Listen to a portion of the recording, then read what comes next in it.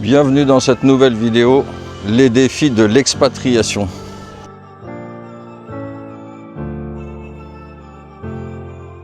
Avant de commencer, comme d'habitude, la petite parenthèse habituelle, n'oubliez pas de vous abonner, de liker la vidéo et de laisser un petit commentaire.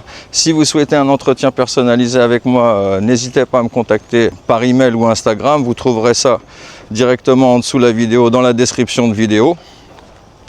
Alors, les défis de l'expatriation, ça se définit en plusieurs catégories. Déjà, il va y avoir l'aspect culturel, la différence culturelle entre la France et la Thaïlande, qui sont des choses complètement différentes de chez nous. Alors, déjà, il va y avoir tout ce qui est conflit. Les Thaïlandais détestent le conflit, évitent toujours le conflit. Donc, une des premières choses à ne pas faire en Thaïlande, ça va être de s'énerver, de lever la voix, de créer des conflits. C'est vraiment quelque chose qui est à éviter ici et en vérité, c'est vrai, quand on y pense, ça sert à rien du tout. Alors, comme je vous dis, les Thaïlandais évitent complètement le conflit. Ils sont pas du tout dans la même mentalité que nous. Ils n'ont pas envie de perdre de l'énergie pour des choses futiles. Nous, on va souvent se prendre la tête pour des petites tracasseries. On va en faire tout un fromage, comme des bons Français. Alors que les Thaïlandais, pas du tout, ils vont éviter ça au maximum, ils ont horreur de ça. Ils n'ont pas envie du tout de perdre de l'énergie dans des choses comme ça et de s'énerver. C'est des gens qui sont à la base très calmes, très posés. C'est vrai que si vous rentrez dans un conflit avec eux, ça peut très mal se passer. Parce que du moment où ils perdent leur self-control, après ça devient compliqué. Donc c'est vraiment pour moi une des choses qu'il faut éviter quand on arrive en Thaïlande pour s'expatrier. C'est vraiment éviter les conflits. Il faut vraiment prendre les choses essayer de prendre les choses avec philosophie, toujours en gardant le sourire. On peut expliquer, on peut avoir des désaccords, mais ça sert à rien d'élever la voix, de crier. Dans ces cas-là, de toute façon, vous allez perdre à 100%, vous allez perdre la partie. Donc vaut mieux expliquer les choses calmement, en gardant le sourire, en essayant de faire comprendre les choses. Et puis en général, ça se règle très bien, très simplement, sans avoir à s'énerver, sans avoir à crier. Donc ça, c'est vraiment important d'intégrer ça, de rentrer ça d'essayer de changer son comportement par rapport à ça quand on vient vivre en Thaïlande, parce que si on se met à parler fort, à être dans le conflit, c'est sûr que ça va mal se passer et vous allez avoir des problèmes lors de votre expatriation. La chose suivante qui est très importante, ça va être la langue. Alors c'est vrai que c'est un défi de parler le thaïlandais parce que c'est une langue qui est assez compliquée pour un Français. C'est des tonalités qui sont complètement différentes de chez nous, des mots qui sont complètement différents. Donc c'est assez difficile à apprendre. Le thaïlandais, c'est pas une langue qu'on peut apprendre dans la rue. Alors dans la rue, bien sûr, hein, vous allez me dire, il y en a qui vont me dire dans les commentaires, ouais, si moi j'ai appris à dire ça dans la rue. Oui, vous allez apprendre quelques petites expressions, quelques petits mots, du vocabulaire, on va dire un peu basique. Mais si vous voulez maîtriser le thaïlandais, pour moi, c'est pas une langue qui peut s'apprendre dans la rue. Quand je dis s'apprendre dans la rue, on va dire, moi par exemple, je vais prendre mon exemple, j'ai appris l'espagnol sans prendre de cours. J'ai eu une relation il y a plusieurs années avec une femme qui était d'origine latine. Et quand on s'est rencontrés, elle parlait pas français, moi je parlais pas espagnol. Du coup, j'ai appris l'espagnol et elle a appris le français de manière, comme ça, quoi. Comme je vous dis, dans la rue, juste à parler entre nous. Et c'est venu assez rapidement. En 6 mois, j'arrivais à très bien me débrouiller en espagnol. Donc c'est des langues qui sont assez faciles pour nous à apprendre. C'est des langues latines. Et l'anglais, c'est pareil, c'est quand même une langue qui est assez simple à apprendre, qu'on peut apprendre aussi également, comme je dis, dans la rue. On n'a pas besoin spécialement de prendre des cours pour avoir un anglais moyen ou basique. Ça peut s'apprendre aussi assez rapidement en faisant des petits efforts, quand on est en écoutant, en essayant de pratiquer un petit peu dans sa tête, ou alors en prenant des petits cours sur internet ou ou en regardant certaines vidéos, ou enfin bref, voilà, c'est une langue qui est assez simple. Que le thaïlandais, c'est complètement différent. Voilà, il va falloir, je pense, pour parler un bon thaïlandais. Alors après, il y a toujours des exceptions, hein. Pareil, dans les commentaires, vous allez peut-être me dire, moi j'ai appris comme ça, et ceci et cela. Tant mieux. Il y a toujours des exceptions de toute façon. De manière générale, c'est vraiment une langue qui est quand même assez compliquée. Et je pense que pour pratiquer un bon thaïlandais, il faut quand même plusieurs années. Je pense au moins 5-6 ans à vivre en Thaïlande en prenant des cours, en allant soit à l'école ou en ayant un prof particulier. Quand je dis bien parler, c'est bien parler, hein. C'est pouvoir tenir une conversation, pouvoir tout comprendre ce qu'on vous dit. Donc voilà, c'est assez complexe. Moi, je conseille toujours vraiment pour les personnes qui ont un certain âge. Et c'est vrai que plus on avance dans l'âge, plus c'est compliqué pour apprendre une langue. C'est tout à fait normal. Donc moi je conseille vraiment, si le thaï c'est trop compliqué, c'est vraiment mettez-vous à l'anglais. Par contre c'est vraiment quelque chose de super important, parce que sinon ça va être la même chose, vous n'allez pas profiter de votre expatriation, vous allez avoir des problèmes pour vous intégrer, vous allez avoir des problèmes en fait pour tout.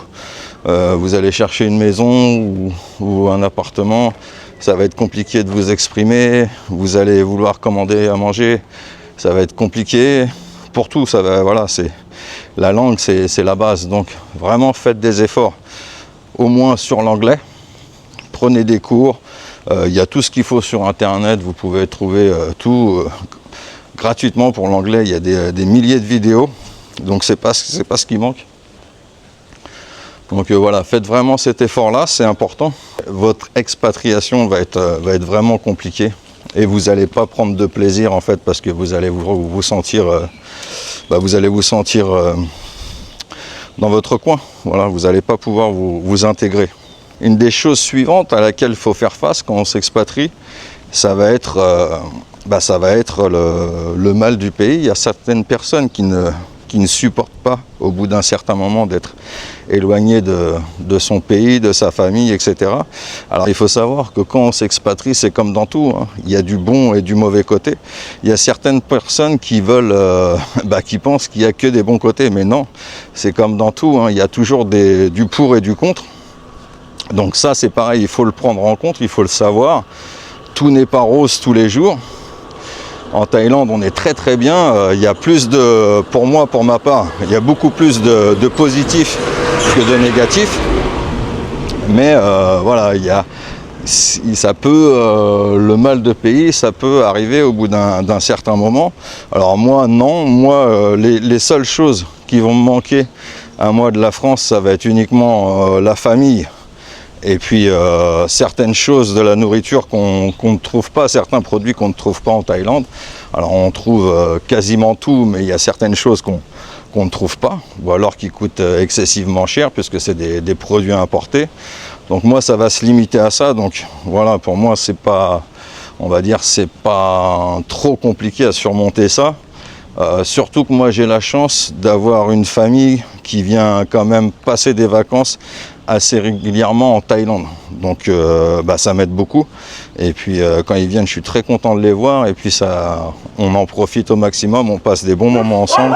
Mais voilà, c'est vraiment quelque chose aussi qu'il faut prendre en compte. Si vous êtes très famille, très proche de votre famille, sachez que ça peut être compliqué à ce niveau-là. C'est pareil, si vous êtes une personne qui n'est jamais sortie quasiment de son village ou de sa région, ou qui est très peu sortie de la France, le choc culturel et le changement peut être assez brutal. Alors en général c'est assez positif, hein, parce qu'en Thaïlande on a une qualité de vie qui est assez géniale, qui est top.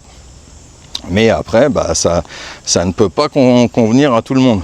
Parce qu'il y a aussi le climat. Le climat est complètement différent en Thaïlande qu'en France. En Thaïlande, il fait quasiment 30 degrés toute l'année. Pour certaines personnes âgées, ça peut être parfois difficile de supporter la chaleur. Surtout là, dans les périodes actuelles, on est au mois de mai. avril, mai, juin, où il fait vraiment très très chaud. Vous voyez, là, je transpire, pourtant aujourd'hui c'est un petit peu couvert, mais il fait vraiment très lourd, très chaud. Donc c'est assez, quand on n'est pas habitué, ça peut être compliqué à supporter. Alors après, c'est pareil, hein, c'est une question d'habitude. Le corps humain s'habitue à tout. Forcément, au début, ça va être plus compliqué de supporter la chaleur que d'autres. Mais après, au bout d'un moment, en fait, votre corps va s'habituer à la chaleur. Et après, en fait, ça va devenir quelque chose de normal. Et vous y ferez plus vraiment attention. Et même quand les chaleurs peuvent parfois tomber dans les certains mois, comme le mois de novembre ou le mois de décembre, qui sont les mois les plus frais en Thaïlande, parfois ça peut descendre en dessous de 24, allez, 25, 24, 23 degrés. C'est assez rare, mais ça peut arriver. Et là, bah, vous allez avoir froid. Alors vous allez me dire, ah non, c'est pas possible d'avoir froid. Mais si, vous allez avoir froid. Alors qu'en France, 24 degrés, on se met en t-shirt, on a chaud. Et ici, quand il fait 24 degrés, bah, en fait, on a froid. Voilà. Personnellement, je suis quelqu'un qui aime la chaleur, j'aime pas du tout le froid. Donc pour moi, le climat en Thaïlande me convient parfaitement. On va dire que c'est les trois choses principales quand vous venez vous expatrier en Thaïlande. Ça va être ça, le choc culturel, la langue et le climat. Voilà, ça va être on va dire les trois choses primordiales qui vont être, on va dire, compliquées à relever comme défi, ou auquel il va falloir s'habituer, s'acclimater assez rapidement. Après, pour le reste, sincèrement, en Thaïlande, c'est que du bonheur, hein. Si vous êtes ouvert d'esprit, si vous avez envie de profiter de votre vie, de votre retraite, de vous la couler douce, en Thaïlande, on est servi. Il y a tout ce qu'il faut pour être heureux. Il y a une bonne vibe qui est constante. Donc ça, c'est super agréable, et c'est pour ça aussi que j'aime beaucoup la Thaïlande. N'oubliez pas de venir participer au live une fois par semaine. Il n'y a pas de jour défini pour les lives. Vous activez les notifications, c'est important, comme ça vous ne ratez pas les prochaines vidéos ni les prochains lives. Et si vous activez les notifications, forcément pour les lives, vous allez recevoir des notifications où vous pourrez poser toutes vos questions, partager vos avis sur la Thaïlande, vos questions si vous souhaitez vous expatrier, etc. J'espère que cette vidéo vous a plu. Je vous dis à très bientôt pour une prochaine vidéo, les amis. Allez, ciao, bye bye.